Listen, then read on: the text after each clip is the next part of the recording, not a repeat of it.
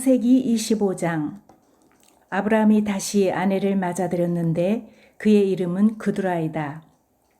그와 아브라함 사이에서 시므란과 욕산과 무단과 미디안과 이스박과 수아가 태어났다. 욕산은 스바와 드단을 낳았다. 드단의 자손에게서 아수르 사람과 루두시 사람과 루음미 사람이 갈라져 나왔다. 미디안의 아들은 에바와 에벨과 한옥과 아비다와 엘다인데 이들은 모두 그두라의 자손이다. 아브라함은 자기 재산을 모두 이삭에게 물려주고 첩들에게서 얻은 아들들에게도 한 몫씩 나누어 주었는데 그가 죽기 전에 첩들에게서 얻은 아들들을 동쪽 곧 동방 땅으로 보내어서 자기 아들 이삭과 떨어져서 살게 하였다. 아브라함이 누린 횟수는 모두 175해이다. 아브라함은 자기가 받은 목숨대로 다 살고 아주 늙은 나이에 기운이 다하여서 숨을 거두고 세상을 떠나 조상들이 간 길로 갔다. 그의 아들 이삭과 이스마엘이 그를 막벨라 굴에 안장하였다.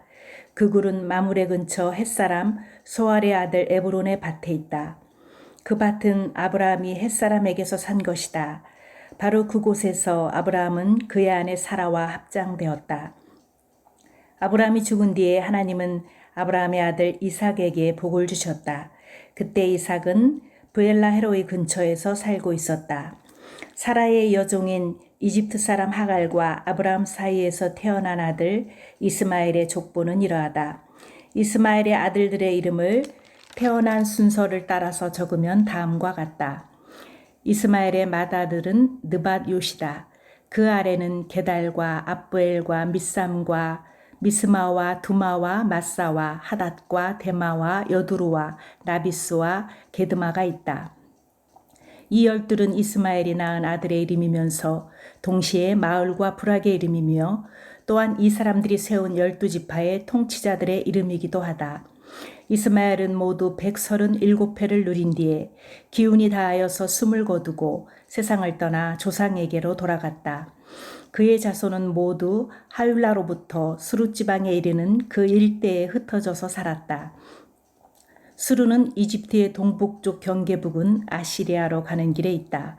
그들은 모든 형제들과는 적대감을 가지고 살았다. 다음은 아브라함의 아들 이삭의 족보이다. 아브라함이 이삭을 낳았고 이삭은 40살 때 리브가와 결혼하였다. 리브가는 밧다아람의 아람 사람인 부두엘의 딸이며 아람 사람인 라반의 누이이다. 이삭은 자기 아내가 임신하지 못하므로 아내가 아이를 가지게 해달라고 주님께 기도하였다. 주님께서 이삭의 기도를 들어주시니 그의 아내 리브가가 임신하게 되었다. 그런데 리브가는 쌍둥이를 배웠는데 그 둘이 태안에서 서로 싸웠다. 그래서 리브가는 이렇게 괴로워서야 내가 어떻게 견디겠는가 하면서 이 일을 알아보려고 주님께로 나아갔다. 주님께서 그에게 대답하셨다. 두 민족이 너의 태 안에 들어있다. 너의 태 안에서 두 백성이 나뉠 것이다. 한 백성이 다른 백성보다 강할 것이다. 형이 동생을 섬길 것이다. 달이 차서 몸을 풀 때가 되었다. 태 안에는 쌍둥이가 들어있었다. 먼저 나온 아이는 살결이 붉은 데다가 온몸이 털투성이어서 이름을 에서라고 하였다. 이어서 동생이 나오는데 그의 손이 에서의 발 뒤꿈치를 잡고 있어서 이름을 야곱이라고 하였다. 리브가가 이 쌍둥이를 낳았을 때 이삭의 나이는 60살이었다. 두 아이가 자라 에서는 날쌘 사냥꾼이 되어서 들에서 살고 야곱은 성격이 차분한 사람이 되어서 주로 집에서 살았다. 이삭은 에서가 사냥해온 고기에 맛을 들이더니 에서를 사랑하였고 리브가는 야곱을 사랑하였다. 한 번은 야곱이 죽을 끓이고 있는데 에서가 허기진 채 들에서 돌아와서 야곱에게 말하였다. 그 붉은 죽을 좀 빨리 먹자. 배가 고파 죽겠다. 에서가 붉은 죽을 먹고 싶어 하였다고 해서 에서를 에돔이라고도 한다. 야곱이 대답하였다.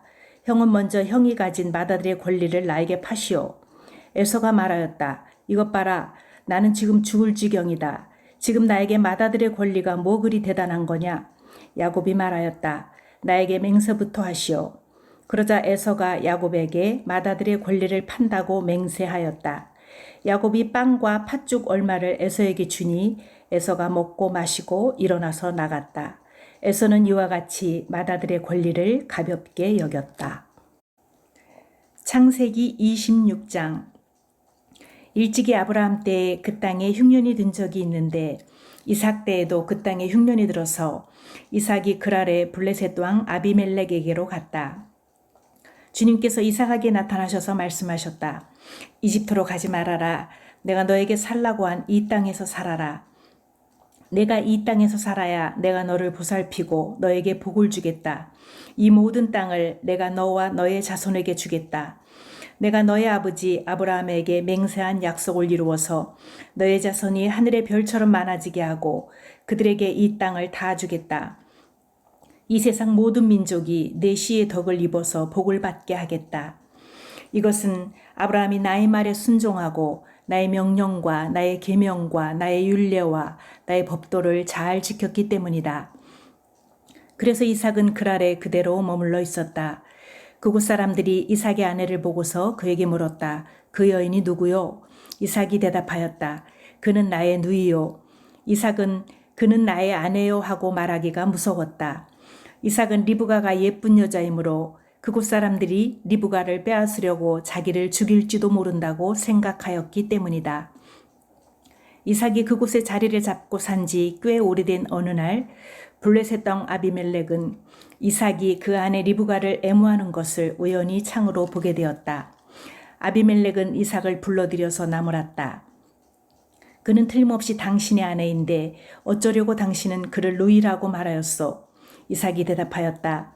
저 여자 때문에 제가 혹시 목숨을 잃을지도 모른다고 생각하였기 때문입니다. 아비멜렉이 말하였다. 어쩌려고 당신이 우리에게 이렇게 하였소. 하마터면 나의 백성 가운데서 누구인가가 당신의 아내를 건드릴 뻔하지 않았소. 괜히 당신 때문에 우리가 죄인이 될 뻔하였소. 아비멜렉은 모든 백성에게 경고를 내렸다. 이 남자와 그 아내를 건드리는 사람은 사형을 받을 것이다. 이삭이 그 땅에서 농사를 지어서 그 해에 100배의 수확을 거두어 들였다. 주님께서 그에게 복을 주셨기 때문이다. 그는 부자가 되었다. 재산이 점점 늘어서 아주 부유하게 되었다. 그가 양떼와 소떼, 남종과 여종을 많이 거느리게 되니 블레셋 사람들이 그를 시기하기 시작하였다. 그래서 그들은 이삭의 아버지 아브라함 때에 아브라함의 종들이 판 모든 우물을 막고 흙으로 메워버렸다. 아비멜렉이 이삭에게 말하였다. 우리에게서 떠나가시오. 이제 당신은 우리보다 훨씬 강하오. 이삭은 그곳을 떠나서 그랄 평원에다가 장막을 치고서 거기에 자리를 잡고 살았다. 이삭은 자기 아버지 아브라함 때 팠던 우물들을 다시 팠다. 이 우물들은 아브라함이 죽자 블레셋 사람들이 메워버린 것들이다. 이삭은 그 우물들을 그의 아버지 아브라함이 부르던 이름 그대로 불렀다. 이삭의 종들이 그랄 평원에서 우물을 파다가 물이 솟아나는 샘줄기를 찾아냈다. 샘이 터지는 바람에 그랄 지방 목자들이 그 샘줄기를 자기들의 것이라고 주장하면서 이삭의 목자들과 다투었다. 우물을 두고서 다투었다고 해서 이삭은 이 우물을 에색이라고 불렀다. 이삭의 종들이 또 다른 우물을 팠는데 그랄 지방 목자들이 또 시비를 걸었다. 그래서 이삭은 그 우물 이름을 신나라고 하였다. 이삭이 거기에서 옮겨서 또 다른 우물을 팠는데 그때에는 아무도 시비를 걸지 않았다. 그래서 그는 이제 주님께서 우리가 살 곳을 넓히셨으니 여기에서 우리가 번성하게 되었다 하면서 그 우물 이름을 르호봇이라고 하였다. 이삭은 거기에서 브엘세바로 갔다. 그날 밤에 주님께서 그에게 나타나셔서 말씀하셨다. 나는 너의 아버지 아브라함을 보살펴준 하나님이다. 내가 너와 함께 있으니 두려워하지 말아라. 내가 나의 종 아브라함을 보아서 너에게 복을 주고 너의 자손의 수를 불어나게 하겠다. 이삭이 그곳에 제단을 쌓고 주님의 이름을 부르며 예배하였다. 그는 거기에 장막을 치고 그의 종들은 거기에서도 우물을 팠다. 아비멜렉이 친구 아우삿과 군사령관 비고를 데리고 그랄에서 이삭에게로 왔다. 이삭이 그들에게 물었다. 당신들이 나를 미워하여 이렇게 쫓아내고서 무슨 일로 나에게 왔습니까? 그들이 대답하였다. 우리는 주님께서 당신과 함께 계심을 똑똑히 보았습니다. 그래서 우리는 우리와 당신 사이에 평화조약을 맺어야 하겠다고 생각합니다. 이제 우리와 당신 사이에 언약을 맺읍시다. 우리가 당신을 건드리지 않고 당신을 잘 대하여 당신을 평안히 가게 한 것처럼 당신도 우리를 해롭게 하지 마십시오. 당신은 분명히 주님께 복을 받은 사람입니다. 이삭은 그들을 맞아서 잔치를 베풀고 그들과 함께 먹고 마셨다. 그들은 다음날 아침에 일찍 일어나서 서로 맹세하였으며 그런 다음에 이삭이 그들을 보내니 그들이 평안한 마음으로 돌아갔다. 그날 이삭의 종들이 와서 그들이 판 우물에서 물이 터져 나왔다고 보고하였다. 이삭이 그 우물을 세바라고 부르니 사람들은 오늘날까지 그 우물이 있는 성읍을 부엘세바라고 한다. 에서는 40살이 되던 해에 햇사람 부에리의 딸 유딧과 햇사람 엘론의 딸 바스맛을 아내로 맞았다. 이 두 여자가 나중에 이삭과 리브가의 근심거리가 된다. 창세기 27장. 이삭이 늙어서 눈이 어두워 잘 볼 수 없게 된 어느 날 맏아들 에서를 불렀다. 나의 아들아, 에서가 대답하였다. 예, 제가 여기에 있습니다. 이삭이 말하였다. 얘야, 보아라. 너희 아버지가 이제는 늙어서 언제 죽을지 모르겠구나. 그러니 이제 너는 나를 생각해서 사냥할 때 쓰는 기구들 곧 화살통과 활을 메고 들로 나가서 사냥을 해다가 내가 좋아하는 별미를 만들어서 나에게 가져오너라. 내가 그것을 먹고 죽기 전에 너에게 마음껏 축복하겠다. 이삭이 자기 아들 에서에게 이렇게 말하는 것을 리브가가 엿들었다. 에서가 무엇인가를 잡아오려고 들로 사냥을 나가자 리브가는 아들 야곱에게 말하였다. 얘야, 나 좀 보자. 너희 아버지가 너희 형에게 하는 말을 내가 들었다. 사냥을 해다가 별미를 만들어서 아버지께 가져오라고 하시면서 그것을 잡수시고 돌아가시기 전에 주님 앞에서 너희 형에게 축복하겠다고 하시더라. 그러니 얘야, 너희 어머니가 하는 말을 잘 듣고 시키는 대로 하여라. 염소가 있는 데로 가서 어린 것으로 통통한 놈 2마리만 나에게 끌고 오너라. 너희 아버지가 어떤 것을 좋아하시는지 내가 잘 아니까 아버지가 잡수실 별미를 만들어 줄 터이니 너는 그것을 아버지께 가져다 드려라. 그러면 아버지가 그것을 잡수시고서 돌아가시기 전에 너에게 축복하여 주실 것이다. 야곱이 어머니 리브가에게 말하였다. 형 에서는 털이 많은 사람이고 나는 이렇게 피부가 매끈한 사람인데 아버지께서 만져보시면 어떻게 되겠습니까? 아버지를 속인 죄로 축복은커녕 오히려 저주를 받을 것이 아닙니까? 어머니가 아들에게 말하였다. 아들아, 저주는 이 어미가 받으마. 내가 시키는 대로 하여라. 가서 2마리를 끌고 오너라. 그가 가서 2마리를 붙잡아서 어머니에게 끌고 오니 그의 어머니가 그것으로 아버지의 입맛에 맞게 별미를 만들었다. 그런 다음에 리브가는 자기가 집에 잘 간직하여 둔 맏아들 에서의 옷 가운데 가장 좋은 것을 꺼내어 작은 아들 야곱에게 입혔다. 리브가는 염소 새끼 가죽을 야곱의 매끈한 손과 목덜미에 둘러주고 나서 자기가 마련한 별미와 빵을 아들 야곱에게 들려주었다. 야곱이 아버지에게 가서 아버지 하고 불렀다. 그러자 이삭이 나 여기 있다 아들아, 너는 누구냐 하고 물었다. 야곱이 아버지에게 말하였다. 저는 아버지의 맏아들 에서입니다. 아버지께서 말씀하신 그대로 하였습니다. 이제 일어나 앉으셔서 제가 사냥하여 온 고기를 잡수시고 저에게 마음껏 축복하여 주시기 바랍니다. 이삭이 아들에게 물었다. 얘야, 어떻게 그렇게 빨리 사냥거리를 찾았느냐? 야곱이 대답하였다. 아버지께서 섬기시는 주 하나님이 일이 잘 되게 저를 도와주셨습니다. 이삭이 야곱에게 말하였다. 얘야, 내가 너를 좀 만져볼 수 있게 이리 가까이 오너라. 내가 정말로 나의 아들 에서인지 좀 알아봐야겠다.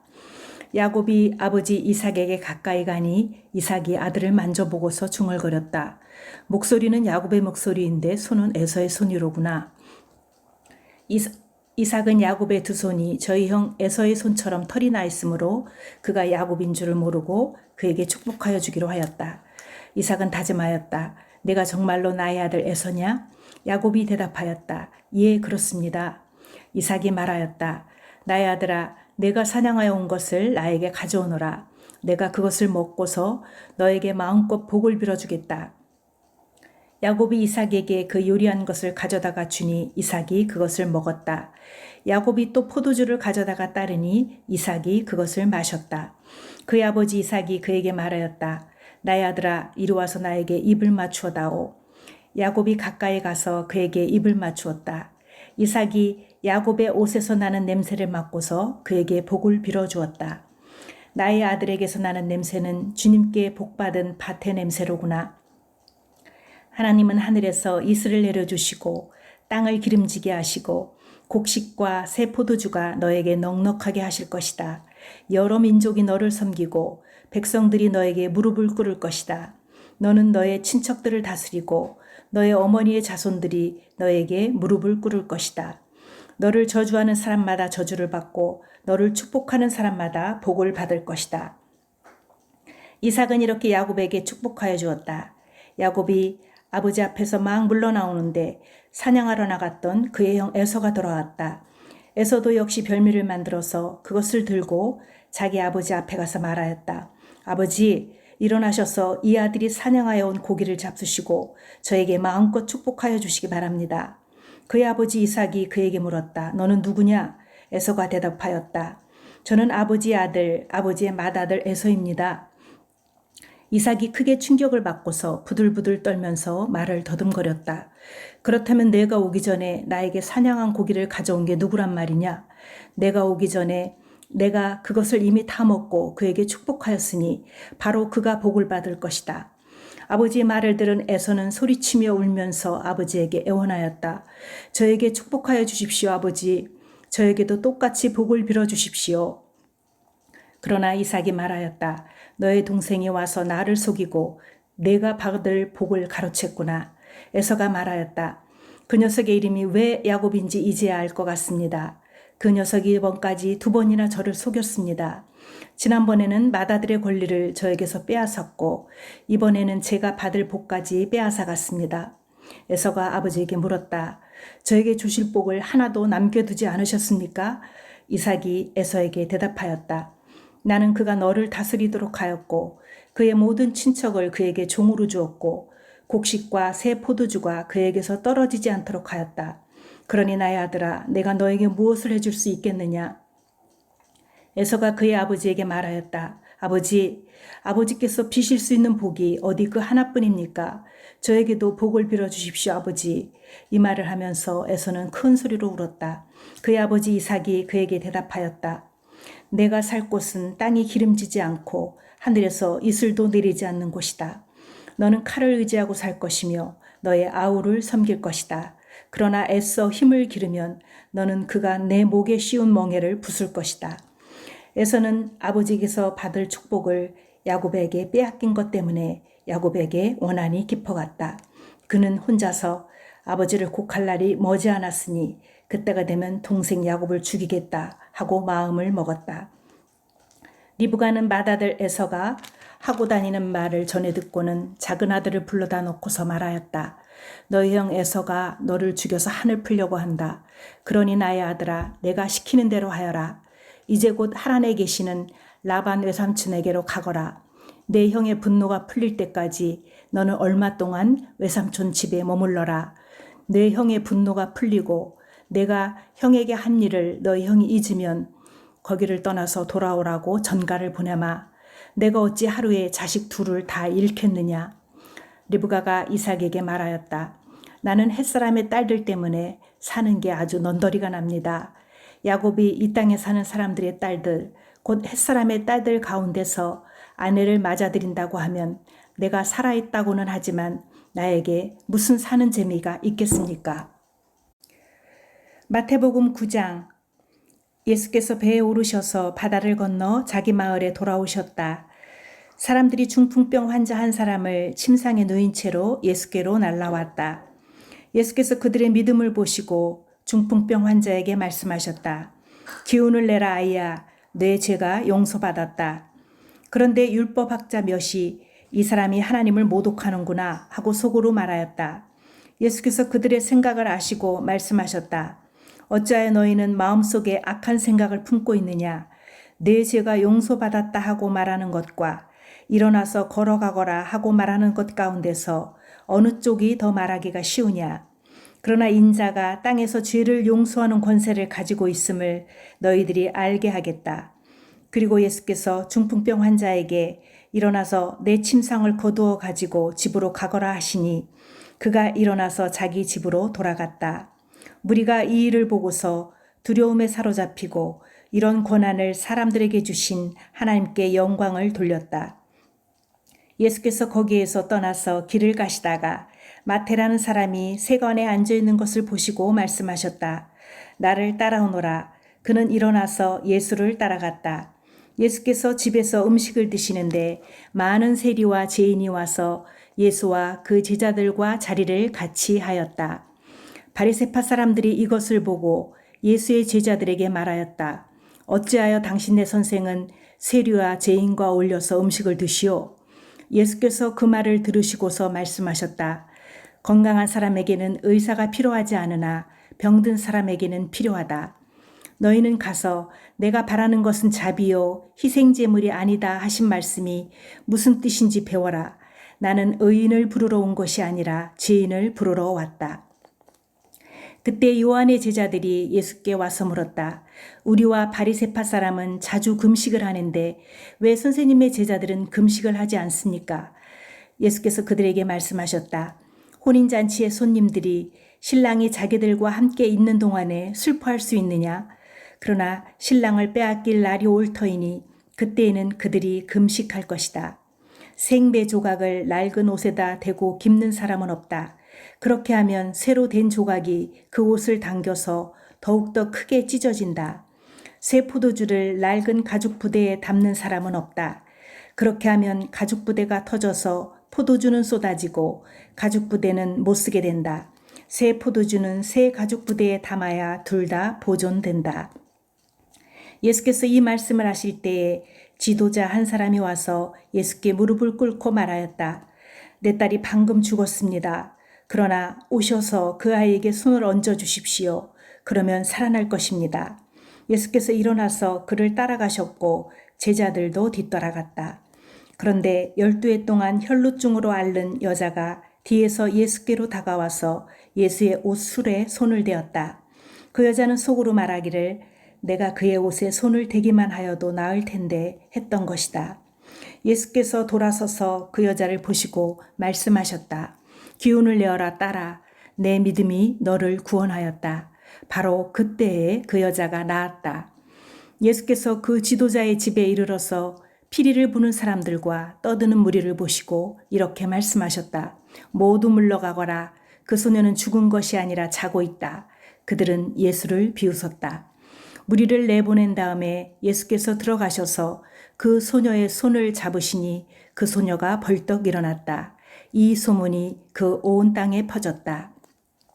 예수께서 거기에서 떠나가시는데 눈먼 사람 둘이 다윗의 자손이여 우리를 불쌍히 여겨 주십시오 하고 외치면서 예수를 뒤따라왔다.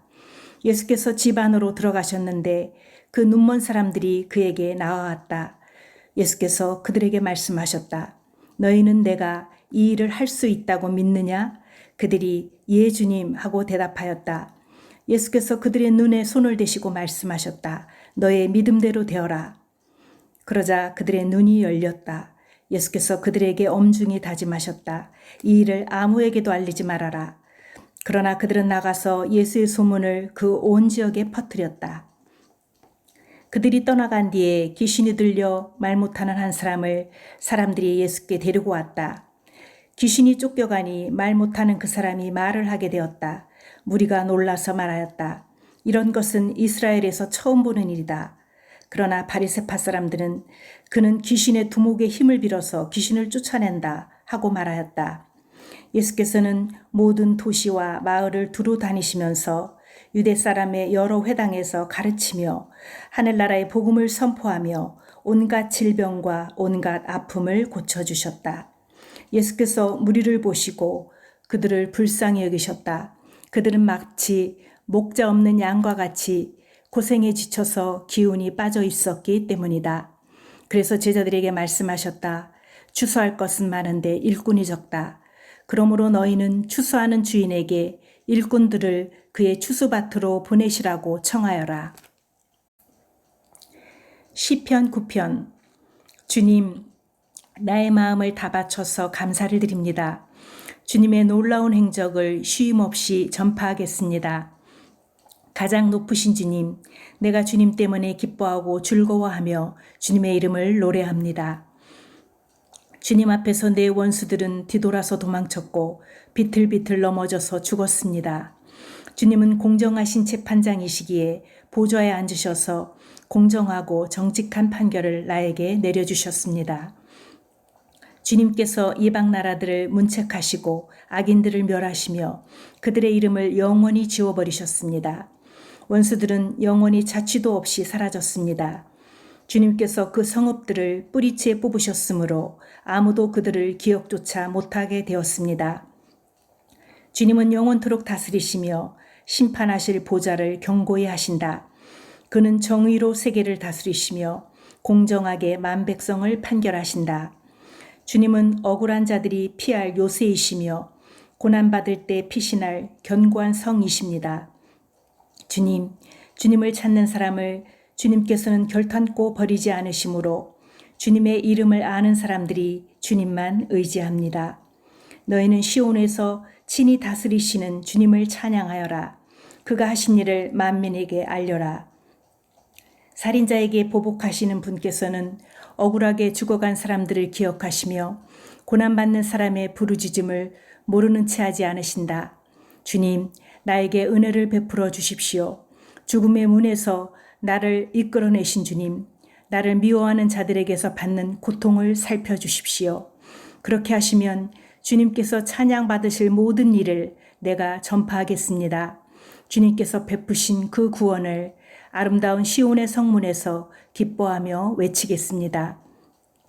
저 이방 나라들은 자기가 판 함정에 스스로 빠지고 자기가 몰래 쳐놓은 덫에 자기 발이 먼저 걸리는구나. 주님은 공정한 심판으로 그 모습 드러내시고 악한 사람은 자기가 꾀한 일에 스스로 걸려드는구나. 악인들이 갈 곳은 스올, 하나님을 거역한 문나라들이 갈 곳도 그곳뿐이다.